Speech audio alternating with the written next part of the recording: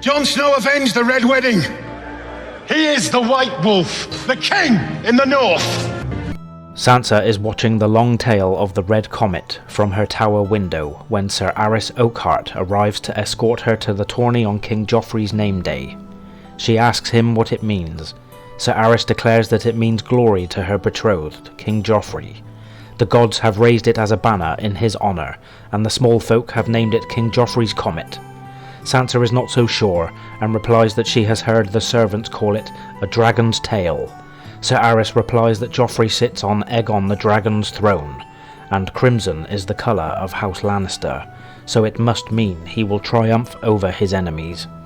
Sansa wonders apprehensively if this is true, since her mother and brother are among Joffrey's enemies.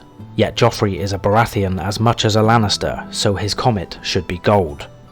Sir Aris compliments Sansa on her gown, whose long sleeves hide the bruises given to her by Sir Boros Blunt at Joffrey's command when he learned that her brother Robb had been proclaimed king in the north. Of all the King's Guard, Sir Aris is always courteous to Sansa, and is her preferred escort, since he is the only one who objects to hitting her, and never hits her hard. The others all obey without question, except Sandor Clegane, but Joffrey never commands the Hound to hit her. As they walk, Sansa asks who will win the tourney. Sir Aris states that he will, though there will be only 40 contestants, and there is small honour in unhorsing green boys. Sansa muses that this will be very different from the Magnificent Hands tourney. With King Robert dead and 3 kings vying for power, it is not surprising that Joffrey's tourney must be held within the Red Keep. Sansa asks if Queen Cersei will attend, but learns that the Queen has urgent business with the small council. Sir Aris also mentions that Cersei is furious that Tywin Lannister will not bring his army to the city as commanded. The pitiful crowd in the small outer bailey fills only half the seats. Most of the spectators are goldcloaks or wear the crimson of House Lannister. Only a few are nobility. Grey-faced Lord Giles Rosby, Lady Tanda Stokeworth with her daughters Falis and Lollis, the exiled Prince Jalabar Zoe and Lady Ermasande Hayford, who is only a baby. The Hound announces Sansa's arrival at the royal box. Princess Myrcella gives a shy nod, but Prince Tommen excitedly tells her that he is to ride in the tourney. Joffrey quickly interjects that Tommen will be riding against a straw Quinton. After Sir Aris excuses himself, Joffrey studies Sansa and declares he is pleased she wore the stones he gave her. Sansa is relieved that Joffrey has chosen to play the gallant today. Once Sansa is seated, Joffrey informs her that the beggar king Viserys Targaryen is dead. Joffrey is amused by the irony of a dragon king being killed with a molten gold crown. He suggests that perhaps he will feed Sansa's brother Robb to wolves, and boasts that he intends to challenge Robb to single combat. Sansa states that she would like to see that. Joffrey is suspicious of what she means, so Sansa distracts him by asking if he will compete today. Joffrey responds that his mother claims it would not be fitting for him to compete in his own tourney, otherwise he would be champion. When asked to concur, the Hound says, "Against this lot? Why not?" When Sansa asks the Hound if he will joust, the scarred man replies that it would not be worth the bother, since this is a tourney of gnats. Joffrey suggests he should make the Hound fight the champion to the death, but the Hound replies that Joffrey would only be one knight the poorer, and the Hound is not a knight. When the trumpets sound, Joffrey takes Sansa's hand, which repulses her, but she forces herself to be still. In the first joust, Sir Meryn Trant of the King's Guard defeats Hobber Redwine on the second pass. The Redwine twins are hostages like Sansa, and she doubts they entered the tourney voluntarily. Joffrey is disappointed by the poor show. Next, Sir Balon Swan faces the new-made squire Morros Slynt, who is having difficulty with his lance. The sight of Janos Slynt's heir takes Sansa back to the day her father was beheaded. It was Janos Slynt who threw her father down and held him, while Ilyn Payne swung the sword. Her prayer for Morros to embarrass himself is answered when the former commoner is violently unhorsed. Joffrey hoots in derision, telling Tommen that they picked the wrong foe for him. Morros jousts worse than a Quinton. Then it is Sir Horace Redwine's turn. He fares better than his twin, unhorsing an old knight bedecked with silver griffins who makes a poor contest. Disgusted, Joffrey declares this a feeble show, is getting bored, and his mood is darkening, which worries Sansa. Next, Sir Dontos Hollard is called to face the freerider Lothar Brune. Brune takes his place, but Sir Dontos arrives drunk and half-naked, struggling to catch and mount his horse.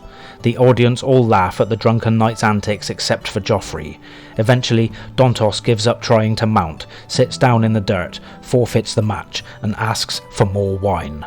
Joffrey stands and shouts, "A cask from the cellars! I'll see him drowned in it!" Without thinking, Sansa protests and is immediately shocked that she dared, given Joffrey's mood. He turns on her, furious at being gainsaid, and Sansa struggles to make up a story that it is a curse to kill a man on one's name day. Joffrey does not believe her, but the Hound comes to her rescue by agreeing that what a man sows on his name day he reaps throughout the year. Joffrey reluctantly agrees to have the fool killed on the morrow. Sansa seizes the opportunity to suggest that Joffrey make Dontos wear motley and clown for him as a fool instead of executing him. He does not deserve the mercy of a quick death. Joffrey likes this idea and agrees. Sir Dontos thanks both Joffrey and Sansa. Once Sir Dontos has been led away, the Master of Revels inquires whether he should summon a new opponent for Lothar Brune or proceed with the next tilt. Instead, Joffrey calls off the tourney in disgust, saying he would have them all put to death if it wasn't his name day. Tommen vehemently protests that he was supposed to ride against the Quinton. An argument among the royal siblings ensues. When Myrcella finally points out that their mother agreed, Joffrey mocks her for being childish, but Myrcella points out that they are children. The Hound, laughing, tells Joffrey that she has a point, and Joffrey sullenly agrees. Tommen's opponent is a child-sized Quinton wearing a helmet with antlers. Tommen hits it solidly, but it spins around to strike him on the back of the head, unhorsing him. This incites a gale of laughter from the crowd, most of all from King Joffrey.